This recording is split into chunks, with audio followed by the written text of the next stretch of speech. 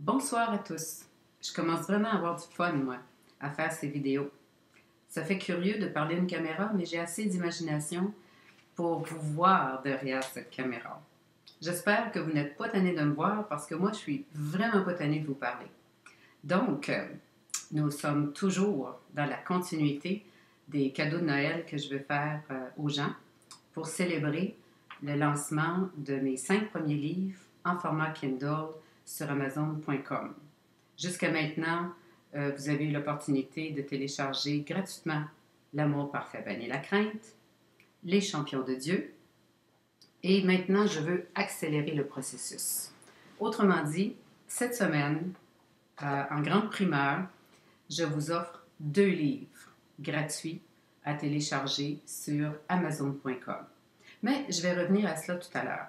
Pour commencer, je ne sais pas si vous êtes comme moi, mais j'aime les histoires vraies.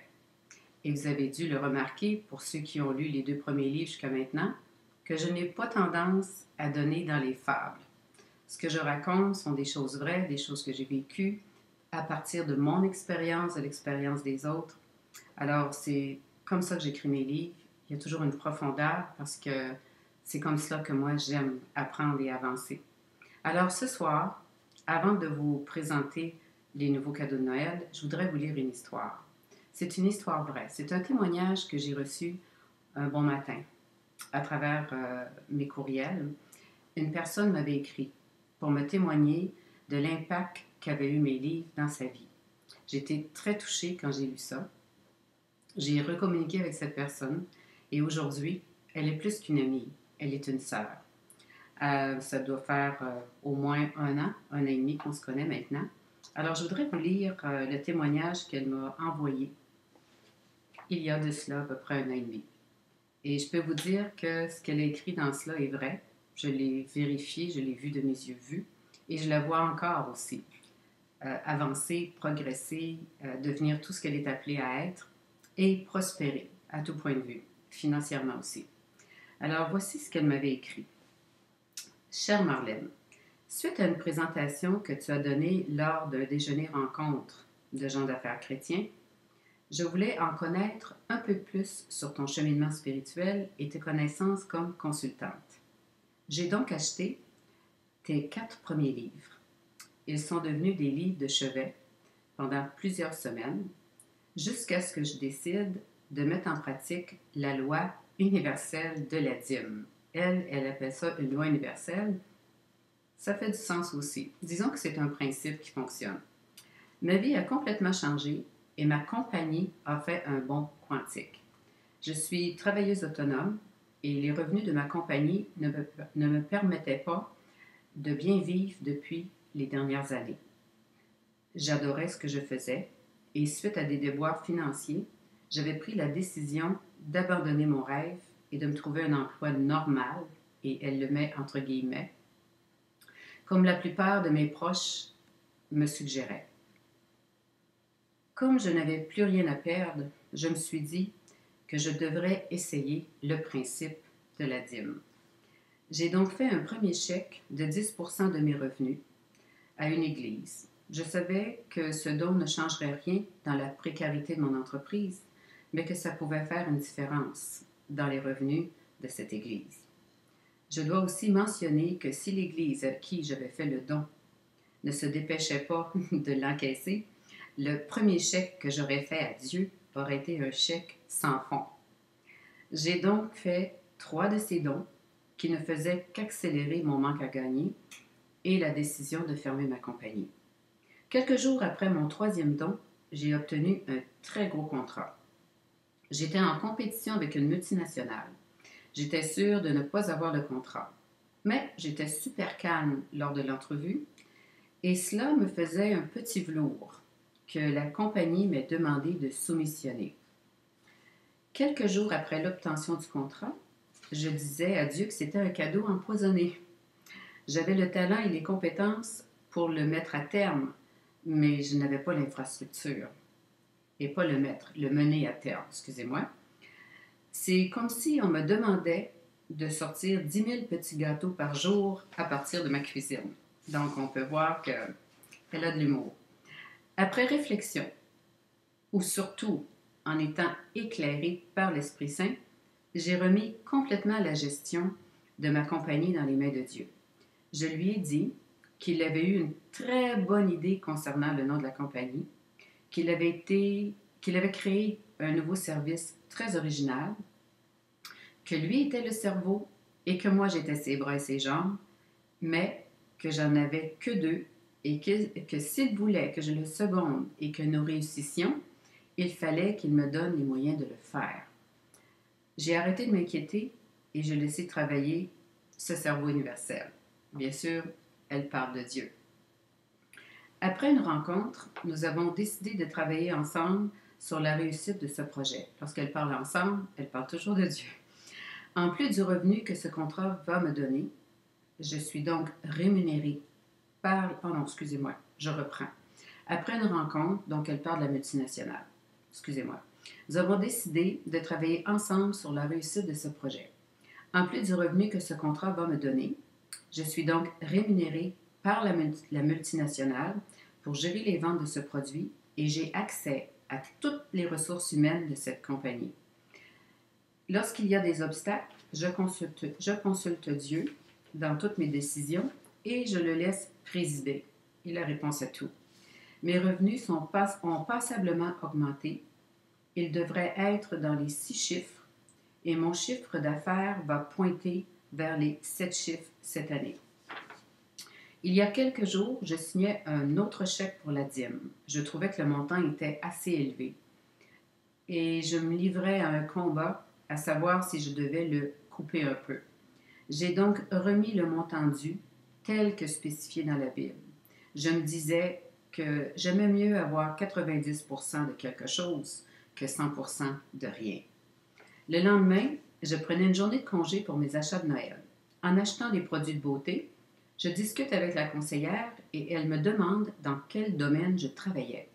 Je lui fais part de mes activités et aussitôt, elle me fait rencontrer le directeur général et le responsable du marketing afin que le magasin puisse commanditer l'événement. Je remercie le Seigneur de travailler pendant mes journées de congé. Un immense changement s'est produit en moi. J'ai une joie intérieure. L'anxiété m'a quittée et je découvre que Dieu a un très grand sens de l'humour. Ses voix ne sont pas les nôtres. Et même si je ne me considère pas comme une femme d'affaires aguerrie, en fait, le modèle homme d'affaires que je côtoie régulièrement, je me dis que j'ai le meilleur président de compagnie et je fais des affaires à sa manière. J'ai démarré ma compagnie à l'âge où plusieurs de mes connaissances prenaient leur retraite. Marlène, la lecture de tes livres m'ont rapproché de Dieu et je suis toujours à sa recherche, dans tout ce que je fais et toutes les personnes que je rencontre. Je suis sûre que je joue le rôle qui m'a été octroyé dans son royaume et je lui en suis éternellement reconnaissante de cette abondance qu'il déverse présentement sur moi. Ce contrat est récurrent. Je laisse tout cela entre les mains de Dieu, car je sais que ma compagnie et ce contrat sont l'objet de convoitises, et j'ai décidé qu'en tout temps, je resterai honnête et intègre dans toutes les démarches que je fais dans cette compagnie. Tes livres m'inspirent. Je les lis et je les relis. Tout entrepreneur devrait avoir ces livres comme référence pour jouir de l'abondance du Seigneur et améliorer le milieu des affaires afin de rehausser notre niveau de conscience. Je suis heureuse que Dieu t'ait mis sur mon chemin et je le loue du talent qu'il t'a donné et que tu exerces avec excellence. Je vis un réveil spirituel et je souhaite ce réveil à tout le monde, particulièrement à mes enfants pour qui je prie afin qu'ils reconnaissent qu'ils ont besoin de Dieu dans leur vie. Avec tout mon amour, je t'offre ce témoignage que tu pourras partager avec d'autres si tu le désires, amicalement. Alors, c'était une longue histoire peut-être, mais qui est un préambule extraordinaire pour vous présenter mes cadeaux ce soir. Alors, voyez-vous, je ne me glorifie pas de la différence que mes livres ont fait dans la vie de Micheline. Je ne fais qu'exercer le talent que Dieu m'a donné et partager ce que je comprends de ma relation avec lui, parce que mon seul désir, c'est que tous le connaissent et jouissent de la vie abondante pour laquelle Jésus est venu mourir sur la croix. Il est venu nous donner une vie abondante. Maintenant, ce soir, voici mes cadeaux. Donc, du 9 au 13 décembre inclusivement, j'ai failli me tromper. Alors, du 9 au 13 décembre, voyons, j'ai de la misère avec les R ce soir, vous allez pouvoir vous procurer En position pour prospérer. Qui ne veut pas, aujourd'hui, dans le monde où nous vivons, connaître une recette qui fonctionne pour prospérer? Et le livre ne parle pas seulement de la prospérité financière, même s'il en parle de long en large. Il parle aussi de la prospérité à tout point de vue. À quoi cela sert-il à quelqu'un d'avoir toutes les richesses du monde s'il perd son âme? Alors, le vrai bonheur n'est pas de posséder beaucoup de matériel. Le vrai bonheur, c'est d'avoir cette joie intérieure qui provient du fait de se connaître, de savoir aussi qu'on marche dans les bonnes voies. Donc, je ne vous en dis pas plus. Si vous voulez en savoir plus, procurez-vous gratuitement du 9 au 13 décembre En position pour prospérer. Et je vous offre aussi Excellence ne rime pas avec performance. Donc, du 9 au 13 décembre, vous pouvez télécharger gratuitement ces 2 livres. Maintenant, je voudrais aussi faire une parenthèse par rapport à mes livres. Vous donner une explication. Parce que plusieurs sont intrigués par le fait que mes livres sont tous présentés dans la même jaquette rouge. Je dois vous dire que quand j'ai commencé à écrire le premier livre, L'amour parfait bannit la crainte, j'ignorais que j'en écrirais d'autres. Et lorsque j'ai terminé L'amour parfait bannit la crainte, j'ai tout de suite commencé à écrire un livre qui est devenu Les champions de Dieu, un deuxième, et le troisième, En position pour prospérer. Et je dois vraiment confesser que j'ai beaucoup hésité à l'écrire et à le publier. Parce que je me disais, quand on parle de prospérité financière, souvent, par rapport aux chrétiens ou aux croyants, on court le risque de se faire lapider.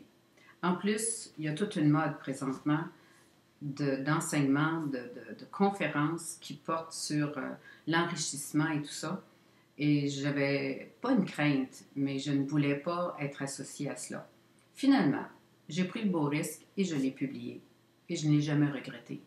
Parce que toutes les personnes qui l'ont lu ont vraiment appliqué les principes qui s'y trouvent et ont vu des résultats. D'ailleurs, j'en suis moi-même la preuve vivante que ça fonctionne.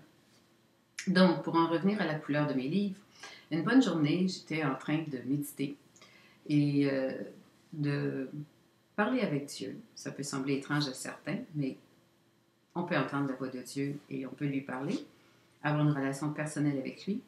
Et soudain, j'ai eu une vision.